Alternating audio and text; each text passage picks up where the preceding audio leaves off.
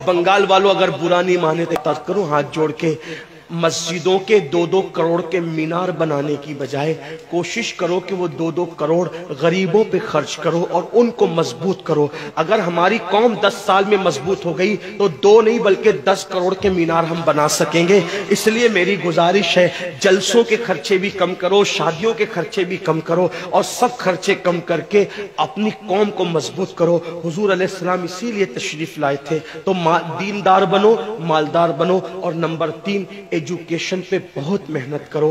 कोई भी जाहिल न रहे, कोई भी अनपढ़ न रहे। खूब खूब पढ़ाओ अपने बच्चों को। 10वीं 12वीं तक कभी मत रुकना, बल्कि अपने बच्चों को IAS बनाओ, IPS बनाओ, डॉक्टर बनाओ, इंजीनियर बनाओ। डॉक्टर भी BOMS वाला मत बनाओ, बल्कि MD और आला से आला डिग्री दिलाओ। अब आप कहेंगे मौलाना पैसे नहीं है। मैं आपसे कहता हूं, हर साल ईद पे नया कपड़ा न बनाना पड़े न बनाओ, धुले हुए कपड़ों पे ईद कर लो, लेकिन अपने बच्चों की तालीम पे खर्चा करो। इसी तरीके से किसी और जगह पर पैसे लगाने की बजाय 10 साल अगर इन 3 निकात पर आपने मेहनत कर दी, दीनदार बनो, मालदार बनो और एजुकेशन को आम करो।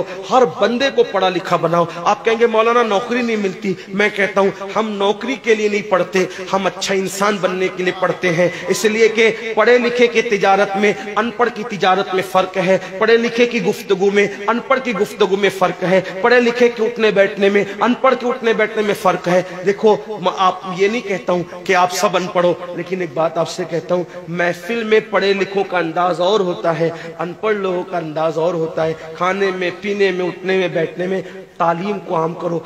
दुनिया भी पढ़ाओ, आखिरत भी पढ़ाओ। अपने बच्चों को इतना इल्म दो कि वो मुसलमान रहे, सच्चे मुसलमान रहे, और अपनी बच्चियों को भी इतना इल्म दो, सच्ची पक्की मुसलमान रहे। और स्कूल, कॉलेज, यूनिवर्सिटी में आला से आला तालीम दिलाओ। और याद रखना, गुर्बत का बहाना मत बनाओ। बिटिया की शादी होती है तो लाखों रुपए कहां से आते हैं। और आपसे कहता हूं, 8 घंटे मेहनत करने की बजाय 16 घंटे मेहनत करो। मेहनत में पीछे मत हटो, अपने बच्चों को पढ़ाओ। सिर्फ 10-12 साल हिंदुस्तान के तमाम मुसलमान मेहनत करके अपने बच्चों पे मेहनत कर लें, कोशिश कर लें, काविश कर लें, तो देखना नक्शा बदल जाएगा। ये भी आपसे कहता हूं, एक बात कहता हूं, मना नहीं कर रहा हूं, अगर मुझसे गलती हो तो मेरे उलमा इस्लाह करेंगे।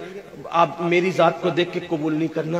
बाप के चेहलुम पर 40 देग पकाने की बजाय 1 देग पकाओ। उन 40 देगों का खर्चा बचाकर किसी बच्चे की तालीम पर अपने बाप के इसाले सवाब के लिए खर्चा कर दो।